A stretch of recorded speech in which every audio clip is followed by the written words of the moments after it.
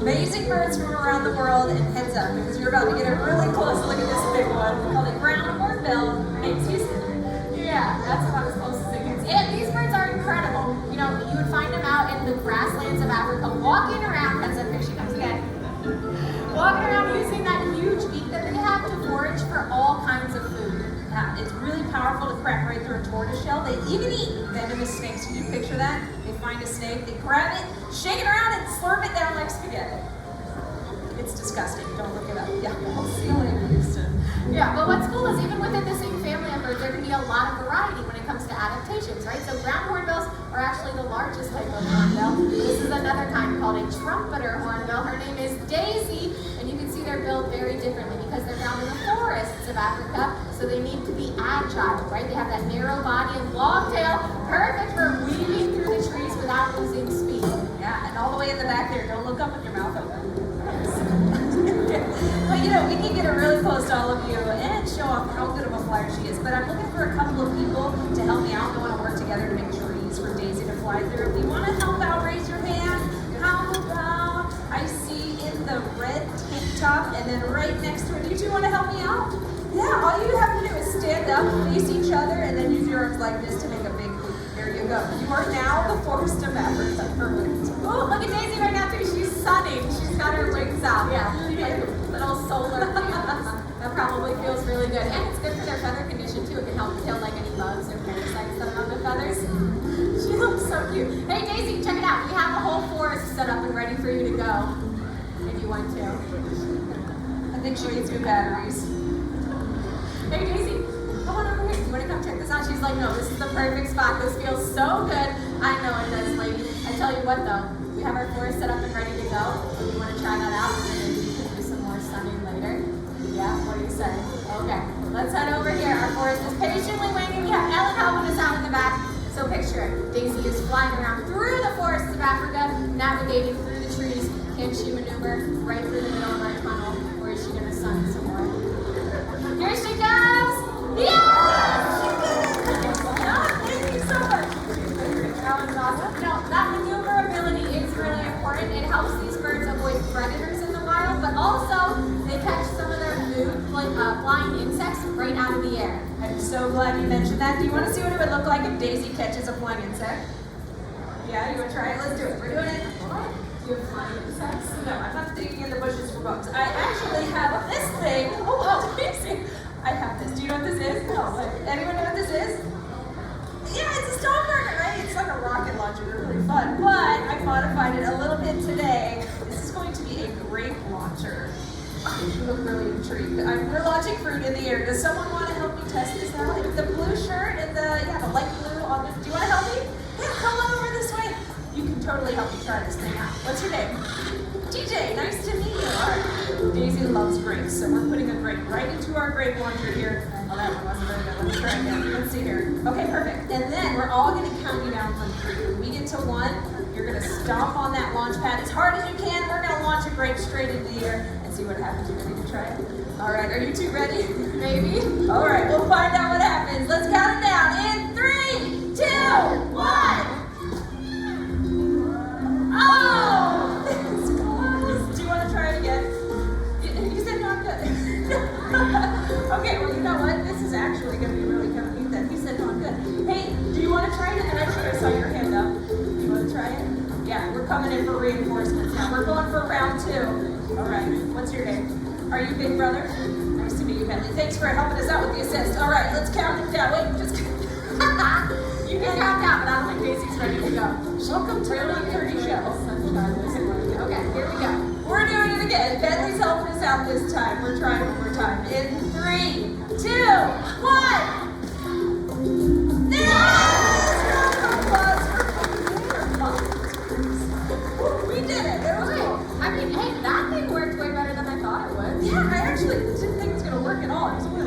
on Amazon, so Good deal. 5-star review for the grape launcher, I guess.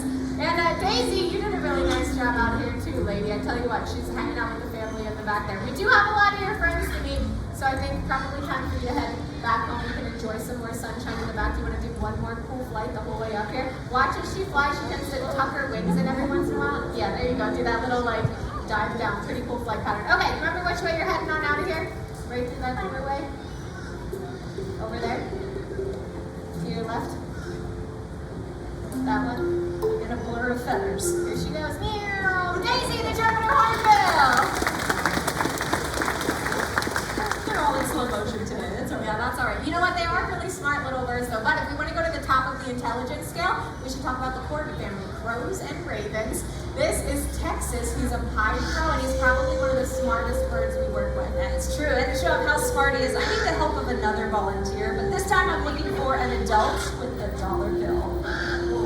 Wow, all the hands go down. You're looking for money. Let's see. I saw in the white, and I think is that light purple with the mini ears on towards the back there. Do you have a dollar? Yeah, excellent. All right. Well, while you're digging in the wallet, 5s and 10s work better. I'm kidding. Anything will work. And you can stay right there at your seat, but stay standing. Hold the dollar right in your fingertips, just like that. Hey, Texas, do you want to show them what you do when you find money out there? Oh, I think. Wait, what happened? Where'd you go? Oh, that was me. Freedom loop. Okay, one more time. Maybe he lost you there on the fly route. I know. She's right there. Do you see it? You can do it. Can you fly all the way up? We should train the birds before we do it. No, this is much better. Let's keep doing it. Okay.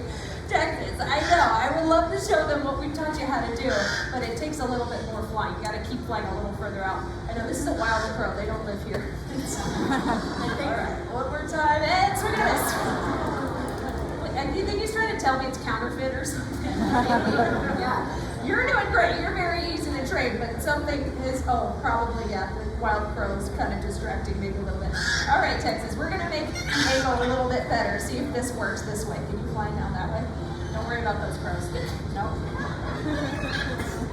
Okay, I have a different idea. Will you help me out with this? We're going to make it easier. We're going to do in-show training real quick. Will you step right to the aisle here? I know, crossing over a couple of people. I promise this is going to be fun, but I want to give Texas a chance to be successful at this. Okay, you're doing great. And you can do it. You can do it all the way.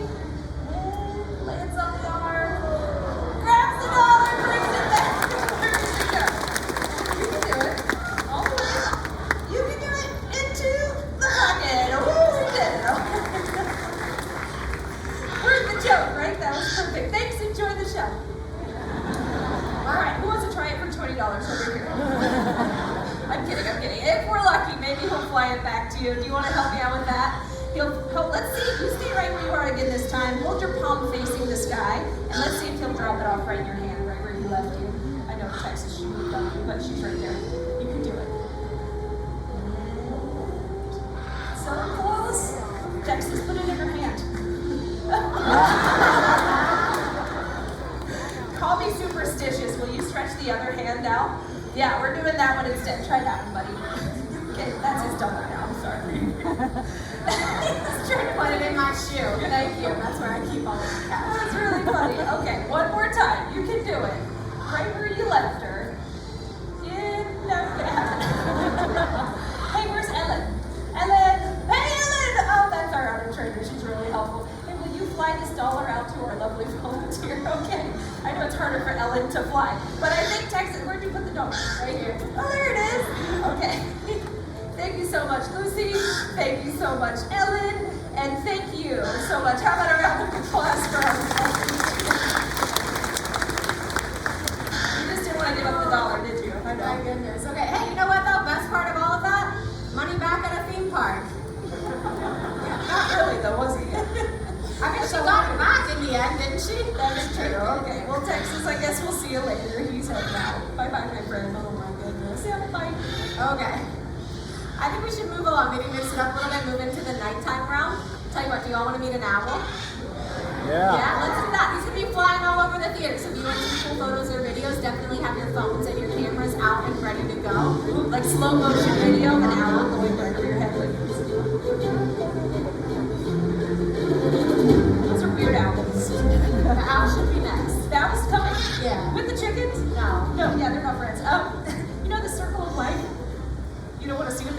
looks like. Hang on 1 second. Let me make sure they're home. Hang on. I'm sure they'll be fine. Okay. The chickens will be safe with me. So in the meantime, we are going to meet an owl. His name is Queddy, hopefully joining us right over here. And so he's heading your way. Queddy's called a milky eagle owl, one of the largest owl species in the world, and his next flight is going to take him the whole way across the middle of the theater. So if you're seated in these slower sections, get ready, like we were saying, have your cameras up and slow motion. Here he comes. Oh no. That's so Yeah, cool. nicely done. I probably should have mentioned if you duck, they just fly lower. As you flew past, though, you probably didn't really hear anything, right? Owls have an amazing adaptation for nearly silent flight, which is important because they're ambush predators. They want to sneak up on their prey. So when they're out hunting, they sit up high in a tree. They've got that great camouflage coloration, which helps them to blend right in. All they have to do is wait for a little mouse to come scurrying past. And that's when they swoop down silently on their prey, who never even knew there was an owl up above them. Buddy, you did an awesome job out here, buddy. That was Queddy, the milky eagle owl. I know, they are really cool birds and really, really good. The chickens are home and safe, so we can fly the owl. Did I miss the whole owl? I mean, you just missed the tail end. Thank you, that one person who politely chuckled. Okay, well, moving on then. I have an idea. You know, we always get the question, how do we train our birds? Why don't they just fly away to Epcot or something, right? So I thought it would be kind of neat to maybe mix it up a little bit and do a behind-the-scenes training session. What do you think? Do you want to see another training session? That's all we've done so far. I know. Well, you know, I was kind of saying because there's popcorn all over the ground and stuff, so I was kind of wanting to show them what it looks like when we're training a new behavior. I saw one of the ravens in the back there, Lexus, so I was going to invite her out here, teach her a new behavior, and you could explain to them how the training process works. Okay, yeah, that could be fun. I mean, yeah, we talked about it a little bit, right?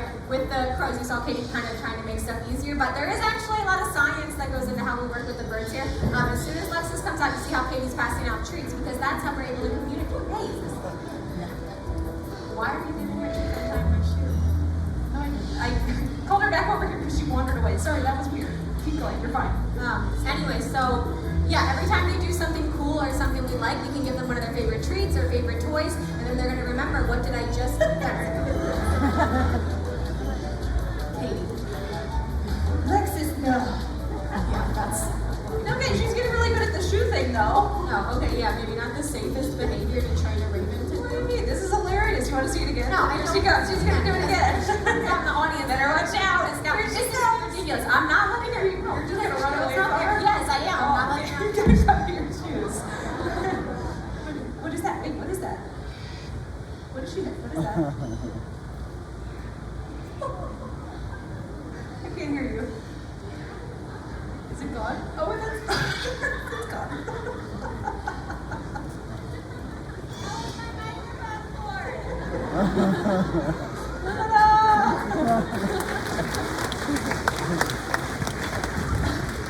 Did she go? Did she take it? Wow, this you guys picked a really good show to come to. What do you want to do? Is that hey Matt? Hey, that's our sound tech. Nothing on one? You want to get the backup microphone? Why don't we have somebody just you're gonna leave me out here? Okay, goodbye. Hi. Okay, now we really don't know what to do. Oh wait, hang on. I have a fun idea. Do you want to be a smart little parrot? Yeah, okay, give me 1 second. Let me see if I can figure this out. Hello? Hey, Ray, is that you? Could you maybe bring out Groucho out here? Yeah, if you could, I could use the help. Okay, thank you. This is actually really fun. How many of you have heard of talking parrots before? Yeah, it's a pretty cool behavior, right? Parrots, they have the ability to copy the sounds around them. It's natural behavior, believe it or not. Parrots will do this in the wild. They copy the sounds of flock mates and other animals. That's how they communicate and learn from each other. But sometimes when these birds live with us and they copy the sounds we make, that's when it sounds a lot like talking. And I have to tell you, we have one of the best mimicking birds that lives here with us. His name is Groucho. He's called a yellow-naped Amazon parrot. Here he is. And this is Ray. She's a human. Thank you so much.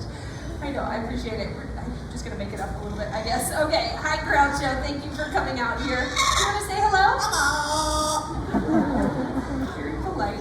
And maybe a couple warm-ups before we get going here. Straighten up. Look, Mom.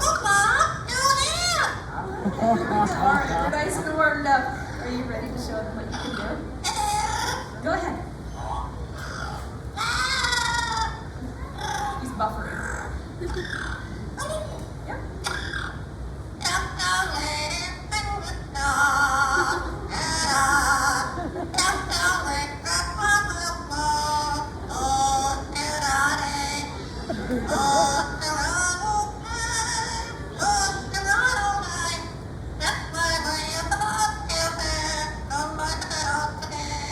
Pretty good. Amazing. Okay, actually the coolest thing about Groucho, he actually knows how to sing 7 different songs. Want to hear another one? Yeah? Well, maybe we have another minute. And before that though, do you want to give everyone a big kiss?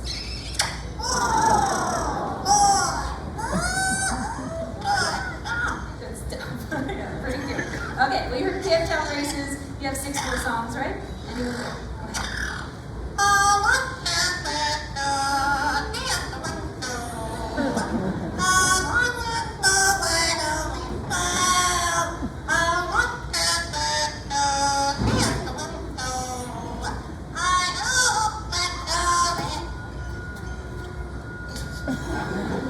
And that's the end of that song.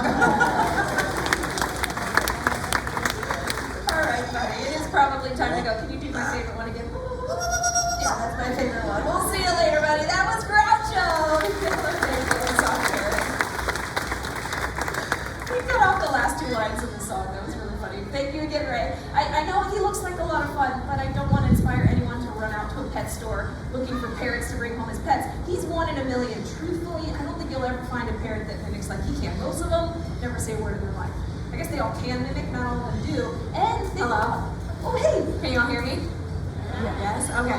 I'm so glad you're back. Is it working? Yeah, no, I found it. I was just waiting for Groucho to finish. Well, thanks. Yeah, he was singing a little bit. I was just Yeah. saying, parrots as pets in the home, really tough pets, right? Yeah, it's a good point to make. You know, those little birds, they bite very hard and they can scream incredibly loud. And even small parrots like Groucho can live into their 50s or 60s. It's a huge commitment.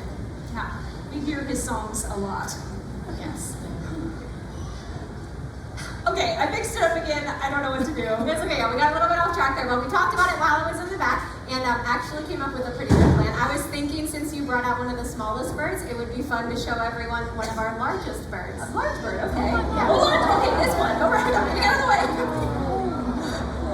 This is Vlad. Vlad is a marabou stork. This is one of the largest flighted birds in the entire world. Check it out as he comes back to stage. He's got about an 11-foot wingspan. Okay, here you go. These massive birds are found in Africa and super beneficial too. The role that they have in nature, nature's cleanup crew. So they're out there, they're scavengers. They basically eat only dead stuff, which is pretty gross. But if an animal dies, like kind of like the vultures, they'll clean it up, stops the spread of disease, returns nutrients back to the environment.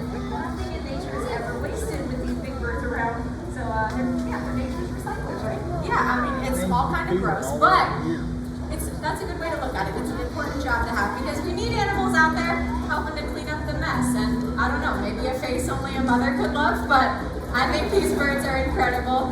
And he's headed out of here. That was Vlad, the marabou stork. That was a really good idea. I think, are we still winging it? Are we just making it up? No, I think that was my way of kind of putting us back on track. You know, because we can talk about how beneficial birds can be for the environment. They all play their own role, including this one joining us way up here. This is a crowned crane, and his name is Fraser. It's Fraser Crane. It's that polite chuckling again. 90s sitcom. Yeah, exactly. Okay, you want to call that bird down the stage? Wait, why don't you try? You've been working on that crane. Maybe you won't fly down with the crane. You want to see Lucy feed the crane? Come on, try it. You have some treats? I mean, I got extra stuff on the top. You can call them down. You know, we worked really hard on building positive relationships with all of the birds. So Lucy's just started working with Fraser recently, putting lots of deposits into the trust account. So I think he's finally ready. As soon as he looks up at you, call him, and then you give him lots of his favorite things. Okay, yeah, I got it. And it's also really important too to have that foundation because we can't expect these birds to get to know us immediately. We always want to give them a chance to work at their own pace. So you're next. Bring up your feet up, here you go. Okay. On par for the rest of the show. Okay, I have an idea. I had something that'll help you out. rock. It's like a training tool and help you make your crane connection there. You're really close. And crown cranes, they get their name from the crest of golden feathers on top of their head. So I thought it would help Lucy if she had her own crown of feathers. What is this? It's a hat. Put it on your head. No, not like that. Come on. You want to see Lucy put on the hat? Come on. This show's been silly. Why not? Yeah, okay, here we go.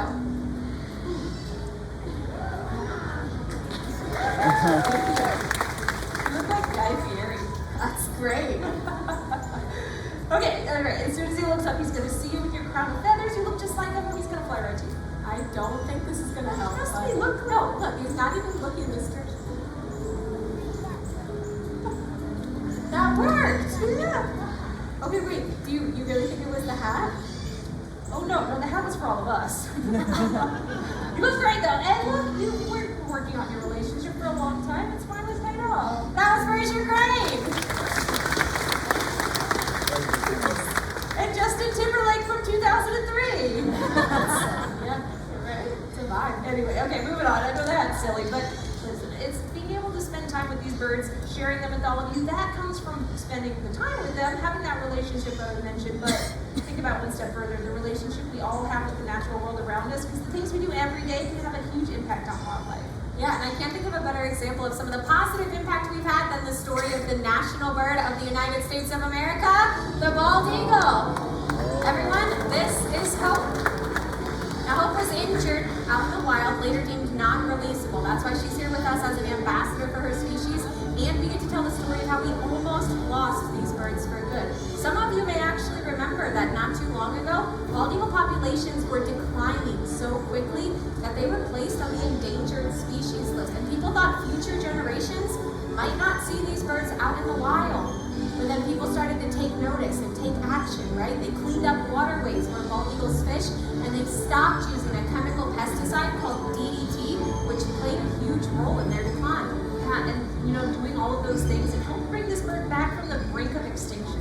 Everyone's efforts really paid off. Population numbers began to rise, so much so that the bald eagle was officially taken off the endangered species list. It's a really cool success story because it shows off the power that we all have to protect wildlife. Such a cool story to remember, but truthfully, there's a lot of animals out there that still really need our help. Like this one joining me now. This is Zelda. She's called a blue-throated macaw. This is one of the rarest macaw species. They're only found in Bolivia, and right now, there's less than 300 of them left in the wild. 300, scary low number, but not all bad news because we've been working really hard with an organization called the World Parrot Trust in hopes of returning blue-throated macaws back to the forests of Bolivia, where they'll meet up with the wild population there, and then we can see skies filled with blue-throated macaws. Which would be an amazing